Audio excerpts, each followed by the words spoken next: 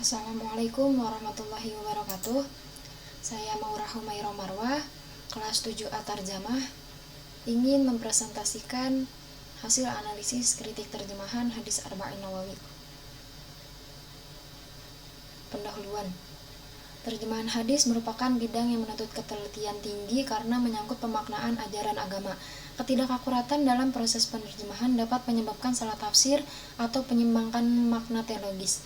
Hadis Arba'in Nawawi memiliki kedudukan penting sebagai sumber etika, hukum, dan prinsip dasar ibadah, sehingga setiap terjemahannya harus mempertahankan makna asli. Oleh karena itu, kajian kritis terhadap kualitas terjemahan sangat diperlukan untuk menjaga keutuhan pesan Rasulullah SAW dalam konteks pembelajaran modern.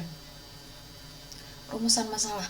Pertama, karakteristik teks sumber dan terjemahannya. Yang kedua, prosedur penerjemahan yang digunakan. Yang ketiga, bentuk-bentuk pergeseran makna yang terjadi. Yang keempat, kualitas terjemahan dari segi akurasi dan keterbacaan. Yang kelima, alternatif terjemahan yang lebih tepat. Tujuan penulisan. Bertujuan mengidentifikasi unsur linguistik dalam teks sumber dan teks terjemahan hadis. Selain itu, penelitian ini juga menganalisis prosedur penerjemahan yang digunakan berdasarkan teori Newmark. Evaluasi ilmiah terhadap kualitas terjemahan menjadi bagian penting dalam mencapai tujuan ini. Pada akhirnya, penelitian ini berusaha menyajikan kritik terjemahan yang dapat dipertanggungjawabkan serta menawarkan alternatif penerjemahan yang lebih akurat secara semantik. Sumber korpus. Data utama penelitian berasal dari teks Arab di hadis Arba'in Nawawi hadis ke-9 dan terjemahan bahasa Indonesia dari sumber yang digunakan. Untuk memastikan ketepatan konteks dan redaksi, penelitian juga merujuk kitab hadis primer seperti Sahih Bukhari dan Sahih Muslim. Teori Newmark dijadikan landasan metodologis dalam melakukan analisis. Penggunaan sumber-sumber otoritatif ini memberi validitas yang kuat terhadap proses kritik terjemahan. Identifikasi teks. Hadis ini termasuk teks informatif religius yang bertujuan memberi instruksi moral dan etika kepada umat Islam. Terjemahan yang dianalisis bersifat akademik populer sehingga ditujukan untuk pembaca umum. Menentukan jenis teks sangat penting dalam penerjemahan karena memengaruhi pilihan pendekatan yang digunakan. Apakah lebih condong pada terjemahan semantik atau komunikatif? Dengan memahami konteks ini, analisis dapat menilai apakah terjemahan sudah sesuai dengan fungsi teks asli. Analisis teks sumber. Teks sumber menampilkan struktur khas hadis. Salah satunya penggunaan fi'il amar yang memberikan perintah secara langsung.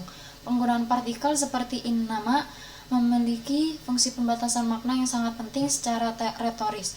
Hadis ini juga menegaskan konsekuensi moral dari tindakan umat terdahulu yang banyak bertanya dan tidak mematuhi nabi mereka. Seluruh unsur ini membentuk pesan moral yang padat dan harus dipertahankan dalam terjemahan. Analisis teks terjemahan.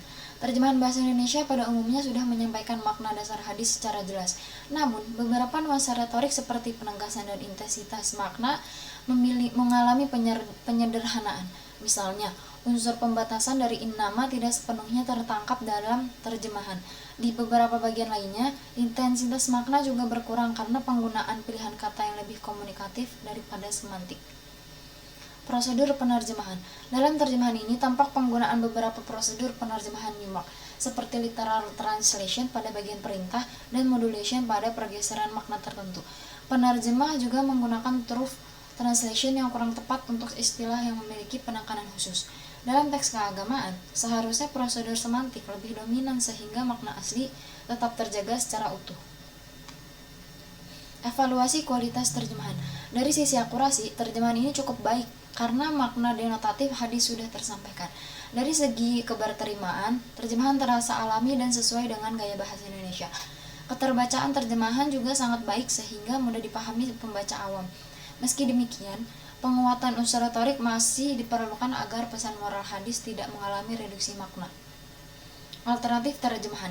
Beberapa frasa penting sebaiknya diterjemahkan dengan lebih mempertahankan aspek penekanan makna. Misalnya, innama ahlaka man kana qablakum dapat diterjemahkan sebagai sesungguhnya yang benar-benar membinasakan orang-orang sebelum kalian. Demikian pula frasa katrota su'alihim lebih tepat jika diungkapkan sebagai banyaknya pertanyaan mereka yang tidak diperlukan. Perbaikan ini membantu menjaga kesetiaan makna terhadap teks sumber. Kesimpulan, secara umum terjemahan hadis ini masuk dalam kategori komunikatif sehingga mudah dipahami dan diterima pembaca.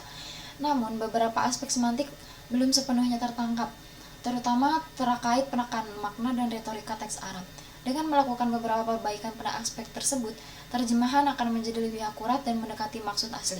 Kajian ini menunjukkan pentingnya mempertahankan nilai semantik dalam penerjemahan teks agama. Sekian dari saya, kurang lebihnya mohon maaf. Wassalamualaikum warahmatullahi wabarakatuh.